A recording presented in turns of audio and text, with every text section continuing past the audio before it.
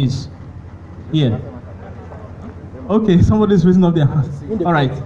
A drug is a chemical substance that is aimed at altering the structure or function of the body and illness, okay? To either treat, cure, or prevent an illness. Do we understand?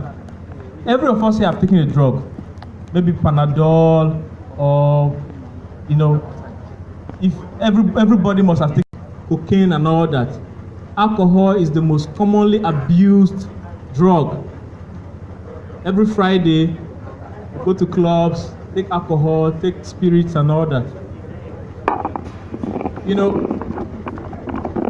every human being, there's a limit to which you should take a drug like alcohol, for instance. There are different limits. I know somebody will be asking, what's the limit of alcohol you should take? Let me tell you today, take out your writing material and get this straight. If you are a male, you shouldn't take more than 7 bottles in a week. 1 bottle contains 3 units of alcohol. Are we together? 1 bottle of alcohol, some people will be surprised. Now, 1 bottle of alcohol, or 1 bottle of beer contains 3 units. And so if you have that, maybe 1 bottle every day, if you are healthy, if you're a normal-sized male, you know, if you are a normal-sized male, it's like 70 kg. If you are very short, and you know, you may take less. But if you take 7 bottles spread across the week, you don't have any problem. Okay? That's, you must have taken 21 units. For females, it's 14 units. So you can, 1 bottle of beer, 3 to 4 units, you can work that out. But what do we see these days? Somebody will sit down and take a whole carton. Do we understand? That's what we're talking about. Now, there are other drugs. Now, there's what we call, okay, apart from alcohol, we have tobacco, which is very, a drug of abuse too. We have cannabis, which is Indian hemp, okay? We have cocaine, we have morphine, we have amphetamines, we have others that are very, you know, some of these ones are expensive. We have youths take volatile substances like petrol, kerosene, petrol. This fuel we buy. People sniff them. Petrol, kerosene. Even women that have this nail polish remover. If your nail polish remover is finishing every time without you using it, maybe somebody is sniffing it. So we have them taking nail polish removers, you know. Now, you know, I don't know. We, the youths, were supposed to be thinking of innovative ways of getting the society better, but these drug abusers are thinking of cheaper and dirtier and more available ways of abusing these drugs. Now, drugs such as tramadol, you know, tramadol is a drug that we prescribe in the hospital, but they now take, instead of 50 milligrams morning and evening, like the normal prescription, somebody can just take 200 milligrams, 400 milligrams, and that's abuse. We have used these days, you know, sniff, sock away, okay? Sock away. You can imagine pit toilets, they go there to sniff it, you know, cough syrups containing codeine. They use them, put them in soft drinks and take. The most annoying thing is that the most annoying of them all that I got to learn in the course of this preparation for this is that youths are now taking lizard dung.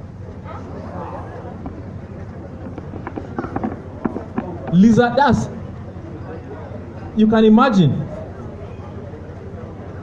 You know, I don't want to tell you the part. You know, lizard has different types of poo. I don't want to tell you the type. I don't want to teach you how to, you know. But some of the youths, I don't know which kind of talent they have. They go down to know that, okay, this thing has some substances that will make us high and all that. So it's a huge problem we have. Now, research has shown that 46% of our youths have abused 1 or 2 of these drugs in their lifetime. 46%. You understand the magnitude of this problem. In fact, codeine, for instance, this cough syrups containing codeine, it's estimated that about 3 million bottles are consumed in Nigeria every day. Do we understand? 3 million what? Bottles. Some of you guys that were calculating when they were doing Big Brother Nigeria, you say, okay, 50 million votes times 50 naira. Just calculate 200 naira times 3 million every day. That's a lot of money, isn't it? Such is the market that we have in our society, and this is wrecking, is causing havoc to our youth. Now, what do these drugs do? Amongst a lot of things that it does to your body, what we're concerned with the most is that it affects the brain. The brain is like the number one organ in the body. It controls everything. But most importantly, the brain helps you to think. Do we understand? It helps us is the highest center of reasoning.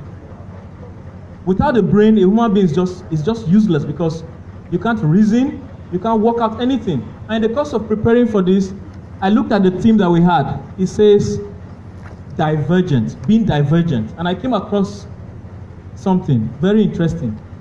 I came across a word called divergent thinking.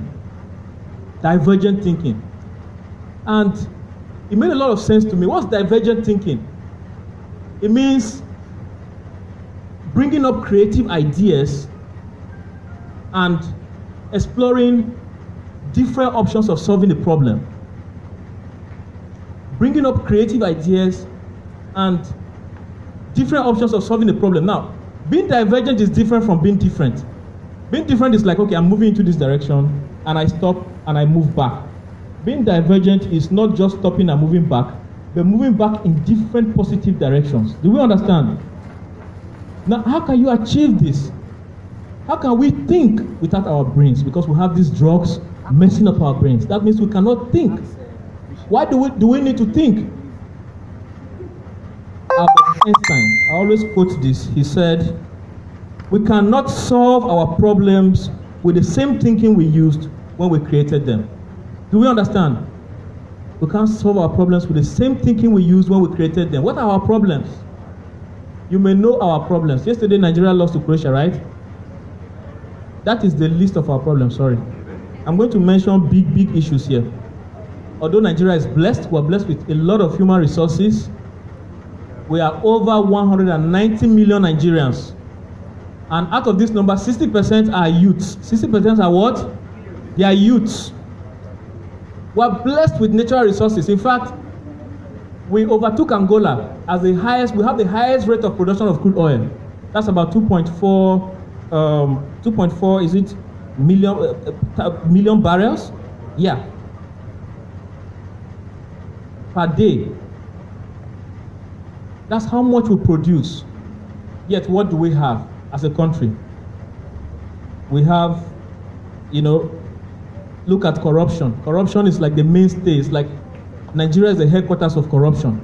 We're overtaking countries like Pakistan, India. I just want us to look at drug abuse in the context of the work that we have to do. Because if you see drug abuse as just taking something and smoking it, it won't work. It's beyond that. It's preventing you from going out there to think properly to solve a problem. And these are the problems. We rank highest in insecurity. I don't need to preach about that in Benue State. You all know what's happening. We are not secure. Even in and around Makurdi, we are being attacked, okay? These are the issues that we have. And these issues can't go without sitting down together to brainstorm and bring about divergent thinking to bring solutions. Look at our poverty index. We have, by February this year, we overtook, I think, India. Yes, we overtook India as the country with the most poorest people. We have over 80 million Nigerians living below the cutoff of $1.9 per day. 80 million Nigerians. Do you understand the magnitude of the problem we have? Look at the indices for education. I don't want to talk about education. The best university in Nigeria is ranking like God knows where. Look at the indices in health. Look at the indices when it comes to the economy. Unemployment. We have one of the worst unemployment rates in the country. What are we going to do about this? We need to think divergently to bring solutions. And if we're abusing drugs, Can we achieve this? Can we achieve this? We can't. If we must solve these problems, we must take the issue of drug abuse very seriously. Because youths are the leaders of what? Tomorrow, as we all know. We are the leaders of tomorrow, even the leaders of what? Today. Let it not be that some of the decisions that are taken under the influence of drugs. Because sometimes this government just takes some decisions and you say, what are they smoking there? What the hell is this? Let it not be, because if we don't nip this thing in the bud, we will be out there leading the people tomorrow and be taking decisions under tramadol, under the abuse of alcohol, under Indian hemp, and then we'll perpetuate the poverty that is in our land. Now I'm going to move quickly to talk about the effects of these drugs. I talked about affecting our brains. Not just our brains, it affects our entire health. You know, you look at cigarette smoking, how it causes lung cancer. Alcohol is one of the, we have like 1.8 million people dying every year across the world due to illnesses that are related to alcohol. This alcohol you take everywhere. That is the effect. 1.8 million people dying as a result of alcohol usage. Alcohol has been a result of, a cause of broken marriages. A lot of people have gone bankrupt because they are hooked onto alcohol and other drugs, spend a lot of money on this. Academics is also affected. Students who take drugs won't perform well in school, and when they're out there, they can't fend for themselves. They can't be self-reliant because of these issues. So alcohol affects both medical, social, economic, our psychology. In fact, 85% of people who call it mad people, but we call them schizophrenic patients, okay? Those walking about the streets, 85% of them, they started abusing drugs when they were youths, between the ages of 10 and 29 years. Do we understand? So we have youths being engaged in this, and youths are the most affected. Now, if you look at these bad effects, you will just begin to ask yourself, why? Nobody wants to be mad, okay? Nobody wants to drop out of school. Nobody wants to have cancer, lung cancer. Nobody wants to have, alcohol-related diseases. So why do people abuse these drugs? And, in my search, I looked at a lot of causes all around the world, but there was a study that was done in Boko, okay? So I thought that it was the closest, kind of representing the society that we're in. And in Boko, when the study was done,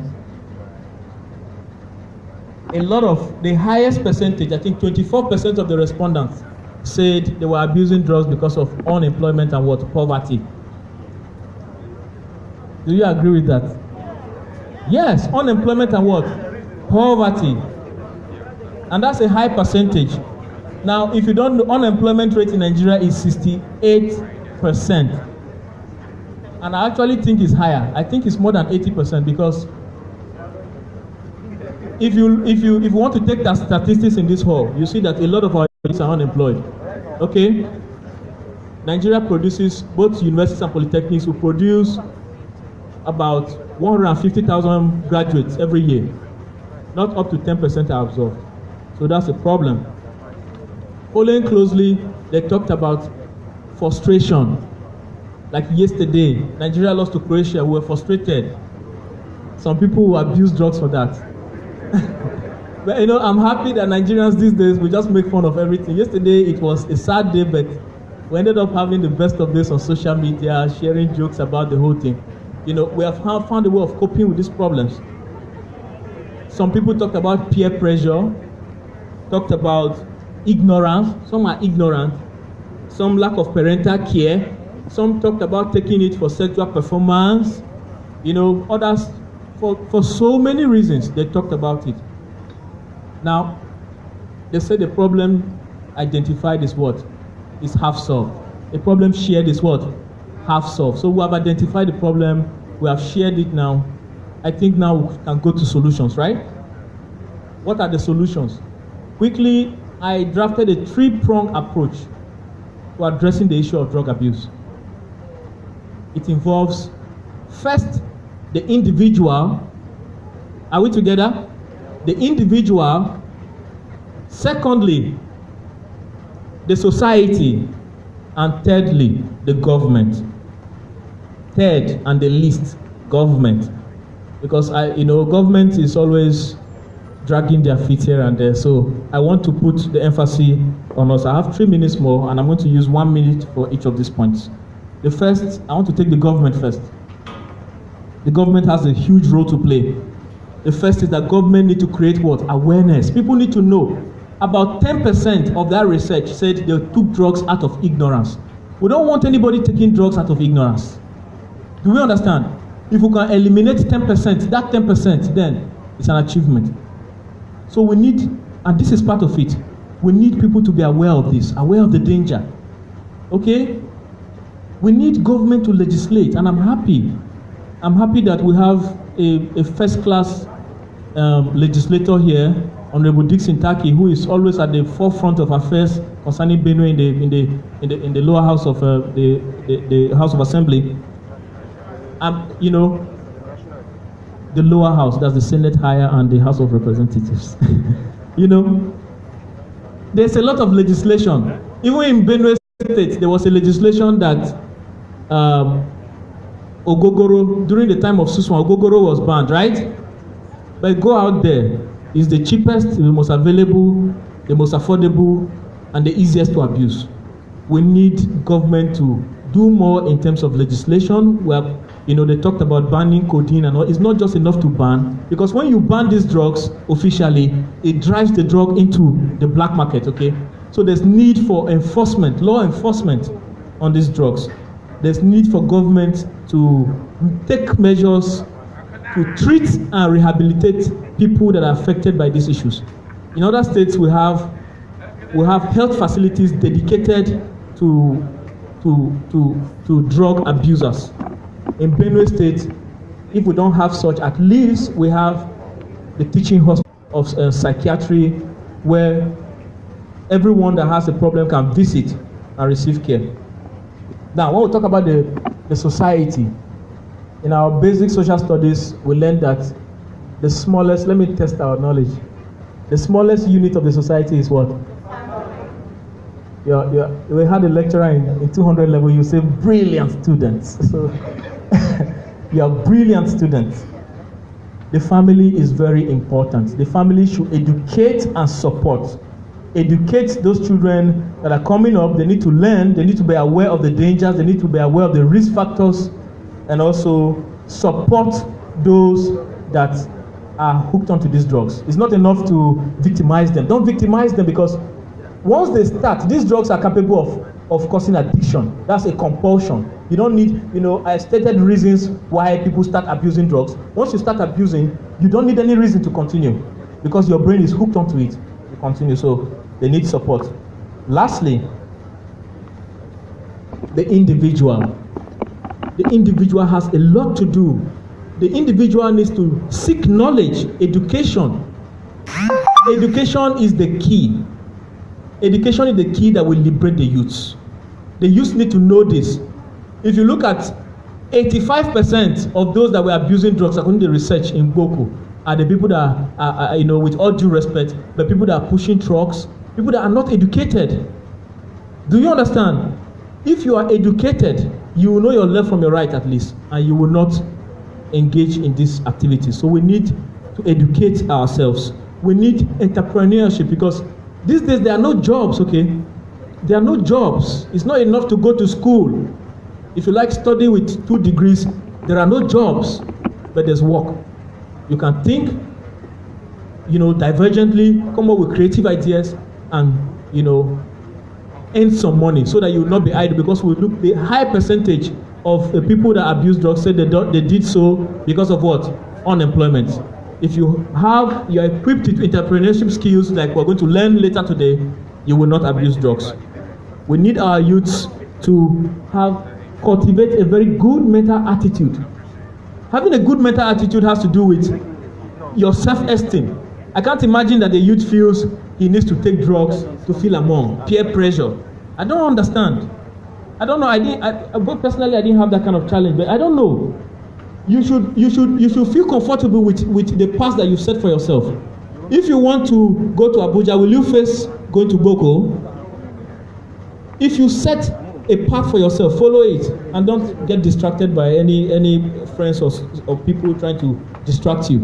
And very importantly, listen to your family, because your family are going to be there with you for a longer time. That's why I tell I tell people, if you listen to your friends, some of these friends, 5-6 years they are gone. If you look at the friends you have now, they were not there 10 years ago, most of them. But your family have been there with you. So most times they give you the best advice. So let's not give in to peer pressure. Lastly, we need to decide. The youths need to decide on which direction they want to go. If you're a youth, if you're at risk of drug abuse or you're abusing drug, you need to decide. You need to decide on what to do. You need to decide to stop and seek help. You need to stop and seek expert, care from facilities that we have. Like I said, Benue University, we are equipped to take care of anybody that has an issue of drug abuse. Now, we need to look at this. Lastly, we need to look at all of this in the context of the work that we have to do. If we look at drug abuse as something very small, then we might not see it completely. We need to look at it in terms of the opportunity cost. It's preventing us from thinking critically to bring about solutions to societal problems. Thank you very much.